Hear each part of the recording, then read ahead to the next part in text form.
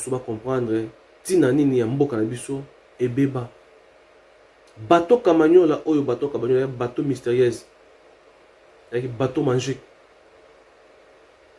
oyo ezalaki kotambola na Mobutu ezalaki na pigime moko boya soda mokuse ye na osimba bakisi ya Mobutu bato oyo bafana na Mobutu ba oyo bazwa video ba comprendre na tina nini oyo tolobeli mpona bobebi bwa mboka. Honoré Ngwanda oyo aza koloba awa aza koloba makambo ebele Honoré Ngwanda aza moko ya bato oyo babibisa mboka na biso lelo alingi apesa cours a expliquer bato comment mboka na biso ko évoluer ça bona bona ça comme une témoignage wana et que vous allez partout dans internet boko luka bozwa ngo bozwa témoignage wana bo fanda bo comprendre wapi mboka na biso ebebaki na moment nini ezaki ba moment oyo ya Mobutu Sese Congo na Zabanga ba mystique oyo wana kosala yango esalaki na wana.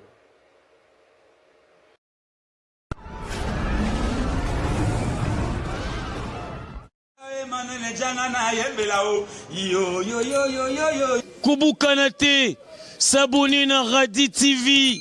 Radi TV. Théâtre ya sol, ba film ya sol, ba gag ya sol, ba émission ya sol. Radi TV. Ma amoza. C'est Manuel.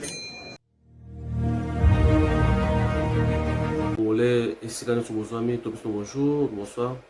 Bande konanga to na émission na biso lelo na tina kolobela mboka na biso. Toyo kanisa pona nini mboka na biso eza ko évoluer tia. Na kotala mboka na biso eza monene eza na richesse nyonso mais tina nini oyo mboka na biso ekendaka liboso tia. Yango tosali mwa recherche na biso ya koyeba wapi esika oyo mabe esalaki mboka na biso ekoki komona liboso te.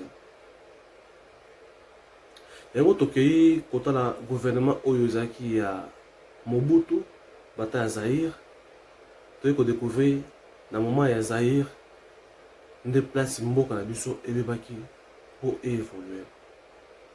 Bato mosusu bande kopense ezalaki po kosenga ya indépendance tosengaki indépendance liboso avant toi il fallait tozela po baminele basisala biso po tozwa indépendance na moment bato bazwa mayele po bacomprendre non eza wana te.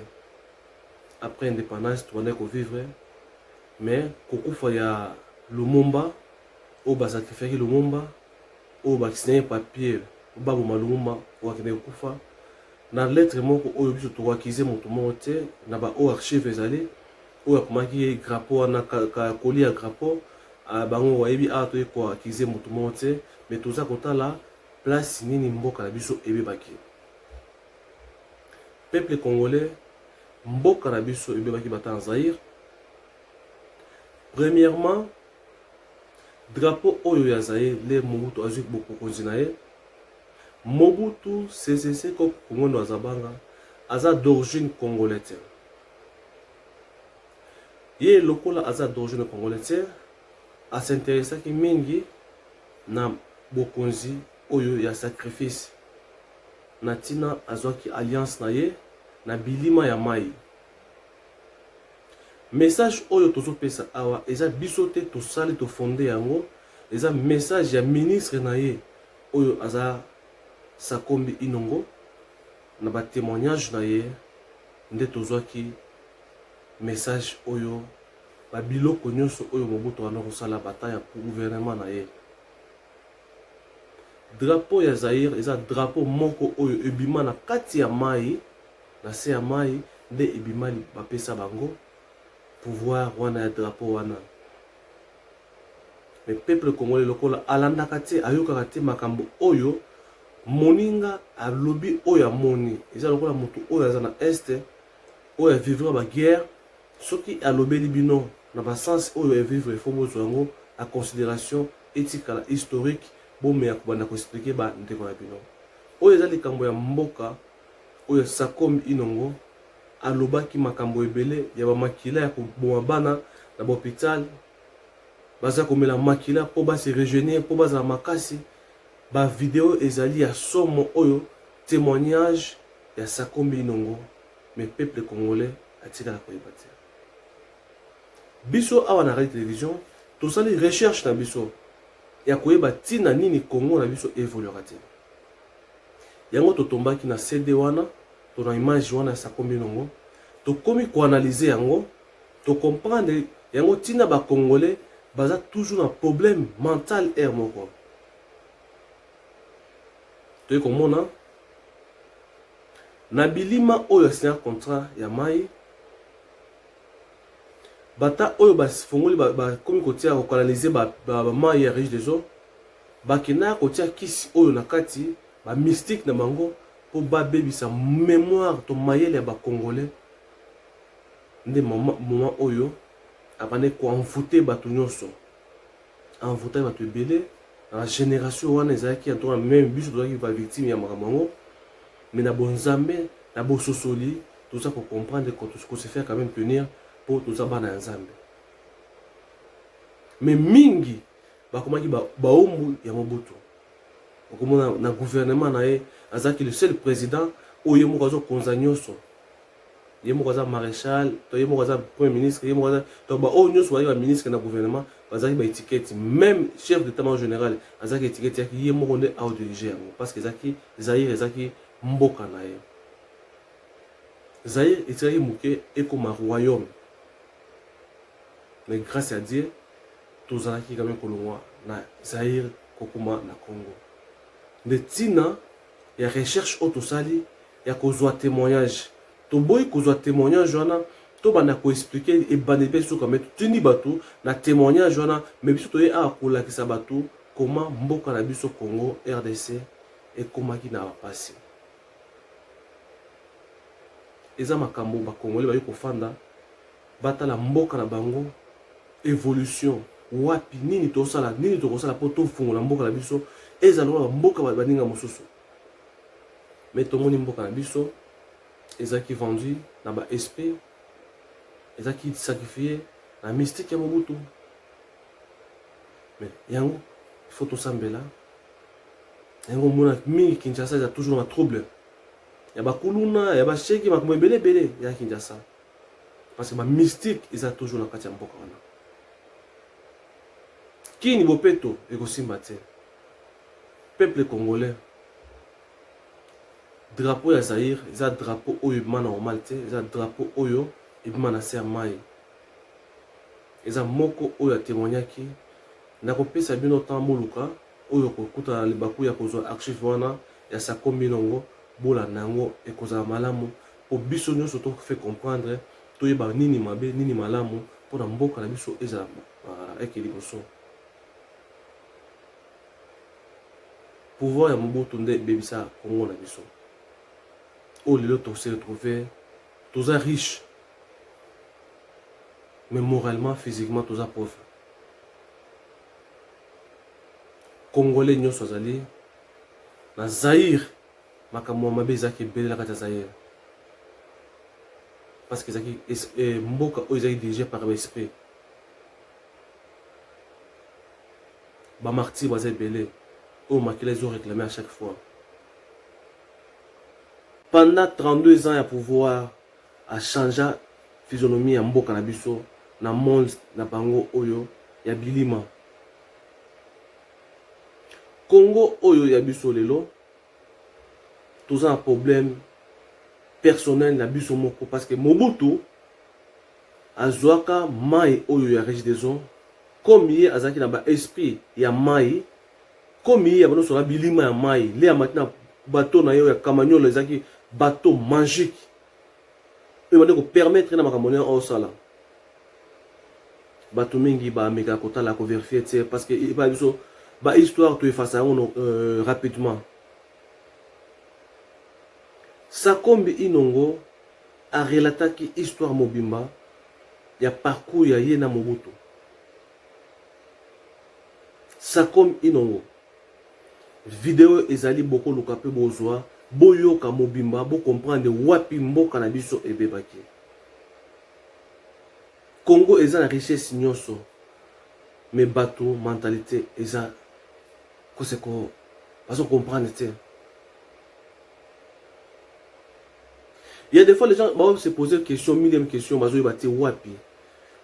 Vous imaginez que non, président de la République, Mobutu, a négocié na bilima ya mai, parce que mai wana, ezaki déjà mai oyo, pour ba envoûter ba longola mayele ya ba Congolais. Bande ko na pesi bino temps ya ko vérifier, boluka vidéo ya sa commune nga témoignage wana, et que vous allez partout dans internet, boluka bozwango. Bozwa témoignage wana bo fanda bo comprendre wapi mboka na biso ebebaki na moment nini ezaki ba moment oyo ya Mobutu Sese Congo na Zabanga ba mystique oyo wana kosala yango esalaki ngwana. Peuple congolais na pesi bino ta ya ko raisonner po biso pe to raisonner na tina ko pesa message oyo ya koyeba wapi mboka na biso ebebaki. Soki mutu oyo akozwa temps ya kozwa vidéo ya Sakomi Inongo ako comprendre source ya malheur na biso. Lumumba Patrice Emery mutu oyo asinyaka papier ya crapaud. Soki batu oyo mayele koleka ngai bazali bakokoluka bakotala mutu asinyaka papier wana eza nani? Biso toye ko accuser mutu mote. Ba sacrifice ya mboka yango moyen mboka izwa délivrance ya terre.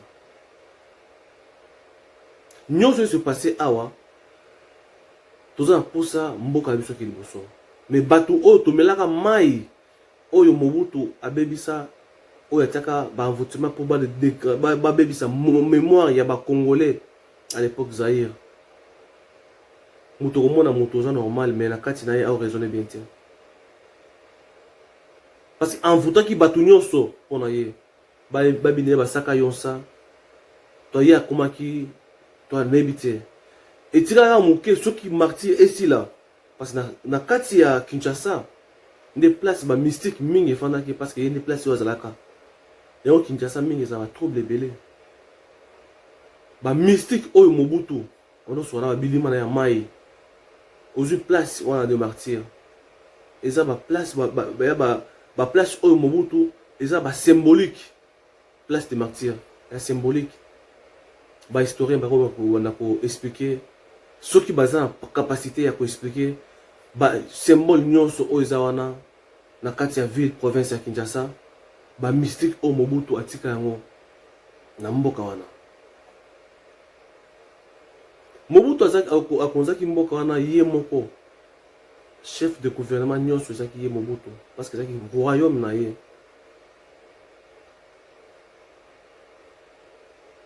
Congolais, Congolaises, Tomi kolakisa bino ba makambo oyo source ya malheur ya Congo lelo. Après 32 ans de pouvoir, pour bozonga normal, c'est un problème. Elle aura muto beli liboma pendant 30 ans ou 35 ans, ata ba délivrer pozonga normal les hommes atteint belé fort. Mboka na biso bibaki à travers à partir ya Mobutu. Oyo ezaki d'origine congolaise parce que mboka na biso Congo elatamina notie na mwana mboka oyo Nzambe apesi po akumba mboka na biso ata musa mboka na biso. Mobutu aki d'origine congolaise. Yango moyen a collaborer mingi na ba chef coutumier ezaki te. Abande ko kende ko luka moyen a losola na mabele ezaki te. Parce que mutu oyo aza kolom mabele soit sur mabele na ye mabele répondra ka. Yango kimelaki na bilima ya mai. Au bilima ya mai, na se ya mai, eza mboka mosusu. Surtout font les parenthèses moké, à l'époque, il y a Kofi, Tati Wata. Oh, azara moi c'est sirène bona boy. Ils ont parenthèse de fond les gars, mais les kamoto le blanc et les kamboya mboka na biso Congo. Pourquoi les peuples congolais baza ko raisonner normal tiens. Les tolobi na tina ya mai, bato yo bakoya koloba ebele bako tia ba discussion bako sala ba tembela bango ngai te bokine ko fan koyoka mutu oyo afandaki na Mobutu Sakomi Inongo à l'époque ministre ya Mobutu ndio ba témoignage oyo alobaka na makambo oyo ye basalaka to biso to meki ko yano na ba congolais na tina koyeba nini oyo samaki pe mboka na biso e marché bien te oti lelo awa toza na nyonso me mboka na biso eza ko évoluer te chers frères, sœurs congolais. En tout cas, message fort. Nathan Otuzwaki. Eza ya kotala. Makambo oyo pasaki. Yango ezozonge la biso. Parce que biso ba congolais. Tous se retrouver te. Na nyonso toza nango. Bato oyo kuto. Toleki na wana bozui. Baza bien koleka na biso moko. Mboka na biso. Eza na posa de délivrance ya Nzambe. Ya moto mokili te. Toza na nyonso me tozo ko évoluer te. Lelo bato baosenga drapeau ya Zaïre balata yango. Boyebi esika drapeau wana ebima te. Drapeau ebima na se ya mai. Ba témoignage ali comme le j'ai vu toza na attente ya ko garder ba archive ke bato ba même ya kotala ba historique. Oyo moto alobi po témoignage ya moto. Eza eloko o a vécu o a vivre yango alobeli peuple congolais. Comme biso pe toza moi na bozangi koyeba kososola yango eleka ndenge wana. Nyonso ezo passer awa. Eza faute na biso makambo oyo ezo ya awa. Bakuluna ba désordre na Kinshasa, makambo ebele eza biloko ba bilima oyo il fallait bazongisa yango.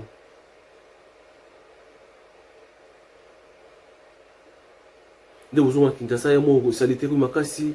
Au moins à côté Mobutu, vous sentez ça ne va pas. Il y a Bilima. Parce qu'à l'époque, il y a Mobutu qui va sur mon pépé côté, vous sentez va banda kuba ino malade, va tremblement makasi va bilo la kacha bata ya Mobutu. En tout cas, ba congolais, congolaises, ba kozwa message oyo na tina ya kotala, tina mboka na biso et beba à partir ya gouvernement ya Mobutu, c'est quoi ngwendo wa zabanga oyo akenaka kosigner contrat na ye na bilima ya mai. Ngai nazalaki te, yo ozalaki te, mais ça comme inongo moko oyo atraveraki na Mobutu abimisa bilembo nyonso oyo neko baomela mai makila bana mike bosa ba mono makambo nyonso eza na CD wana bo comprendre yango ezaki témoignage oyo asalaki pona kolakisa peuple congolais nini oyo kosala ke biso lobi toza maile te. Tout le monde a mosika te. Toboyo kota ba détail belé mais topesi bino eloko information wana ya kotala bobebi ya mboka na biso. Toza ba symbolique na kati ya ville ya Kinshasa. Place des Martyrs, Victoire, ba place eza belé oyo ba historien ba ko me ko relater ba tumusu ba comprendre tina nini ya mboka na biso ebeba. Bateau Kamanyola oyo bateau Kamanyola bateau mystérieuse. Avec bateau magique. Vous avez autant de Mobutu. Ils ont dit pigime mo boya soda mukuse yena aussi mbakise Mobutu. Bateau oyo bafana Mobutu, ba oyo bazo vidéo ba comprendre na tina nini oyo tolobeli pona bobebi bamboka. Honoré Rwanda oyo aza koloba awa aza koloba makambo ebele Honoré Rwanda aza moko ya bato oyo babibisa mboka na biso lelo alingi apesa cours a expliquer bato comment mboka na biso po évoluer ça bona. Eza pasi pona peuple congolais. Nzambe asunga mboka na biso. Biso na awa na kati ya division to fanda ka to réfléchira pourquoi mboka na biso évoluera te. Yango tina to sali émission to analyse na biso ya kotala mboka na biso na ba pouvoir passer après 32 ans. Yango sala ki kelon mboka na biso évoluer te. Merci beaucoup na ba congolais nyonso ba oyo ba ko partager message ba oyo ba ko linga mboka na bango to ba nini mboka na biso pourquoi évoluera te. Merci.